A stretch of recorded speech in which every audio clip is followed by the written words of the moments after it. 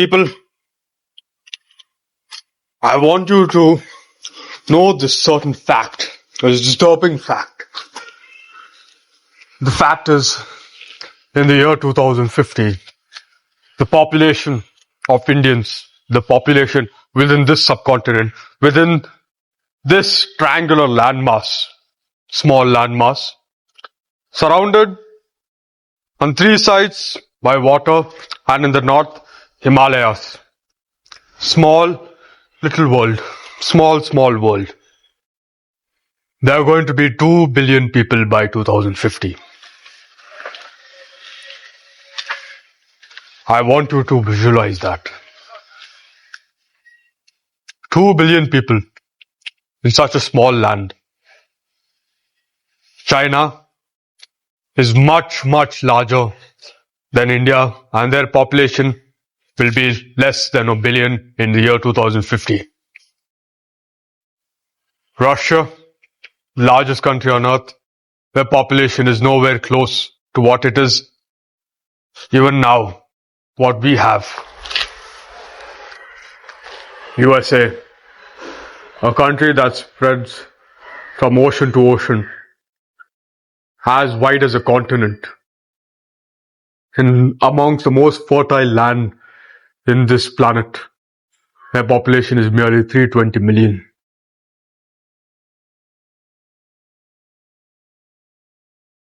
Now I want you to imagine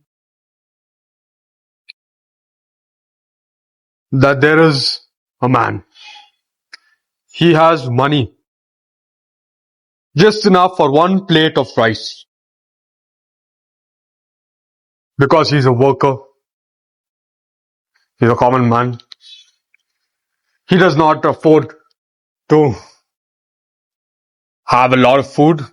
No, but that one plate of rice is enough for him to live, and it is enough for him to fill his stomach. Now that man is married. He has a wife. Now there is only half. Half for the woman and half for the man himself. Now, they both may not have filled their stomachs fully, yet we can confidently say that their stomachs are satisfied. They are satisfied. Now in this little household, a new member joins, a young boy. Now each of them get 1/3. The boy in fact has to take a little more because he's a growing one. And as a father and mother, they will always be ready to sacrifice for their children. They're not fully satisfied, but it is a sacrifice that the parents are willing to take. Now, add 5 more children. 1/8 of that one plate of rice for anyone. It does not satisfy any of them. Now not just 8. He has to share the food with his roommates, his neighbors, and those surrounding him. More than 20-30 people in that one plate of rice.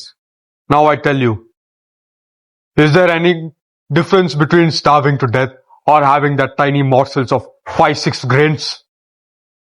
No. And that, my friend, is what is happening to the Indian Republic. This is what the Delhi Raj has been ignoring.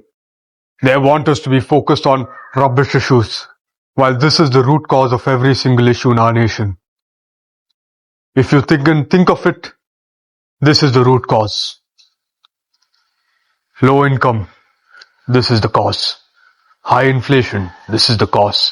Increasing rent, this is the cost. Harder to get places to live, increasing cost. Harder to get jobs, this is the cost. Unemployment, this is the reason. Unfair political advantage for certain groups and certain people, this is the reason. Wealth inequality, this is the reason. Discrimination based on caste and all those trivial matters, this is the reason. Every single issue can be traced to this. And India will never be strong like how certain members of a certain political party believe that they will claim it. that they have made India strong once again, made Bharat Mahan again, which is false. All they've done is to temporarily mitigate the real issue, the tumor in us, the fact that we have only one plate of rice and too many mouths to feed. They have not proposed any solution to get more rice. Because the only solution, my friend, is to increase the size of the rice plate. Because every man deserves his own rice plate. Every woman deserves her own, and every child deserves her own. There is no need for sharing. And I believe we can ensure that no man, no woman, no child in this country, 5,000-year-old civilization, needs to suffer and live like an animal, scraping on for life. No, this is not fair. This is not fair. The average earning here in India is about 13,000 per month for the hard workers, the pillars of the society, the working man. And you contrast that with the salary of someone doing the same position in Australia, in Russia, China, USA, or the Western countries. The living quality is so much better. They live like humans and we live like animals. We live like chickens in a butcher shop. Hundreds of us crammed in such a tiny area, all waiting for us to be released by death. Is this what life has come to? Is this what a 5,000-year-old civilization, the civilization, I mind you, to write the greatest piece of literature on earth, I mean the Mahabharata, is that what this civilization will come down to? Living and dying like chickens in a coop? No, I do not accept it. Even though this is the future we are most likely heading into, and which we will head into unless the political elite, the elite who has been the bane of this country and the bane of every single man, middle class, urban class, rural, poor, farmer, worker, whatever he is, the bane of him. This class is an expert in lying. This class is an expert in manipulation. This class is an expert in propaganda. This is the only caste, this is only Varna, this is only Jati, this is the only religion, and this is the only group that we must all be against and stand straightly against them, because the only people profiting from this miserable state of affairs is only them. So I want you to wake up. I want you to rise. And together we will find the solution. We will get more rice on the plate, and we will make the plate bigger, and we will make more and more plates, and we will ensure that no mouth is empty and no stomach dies in hunger.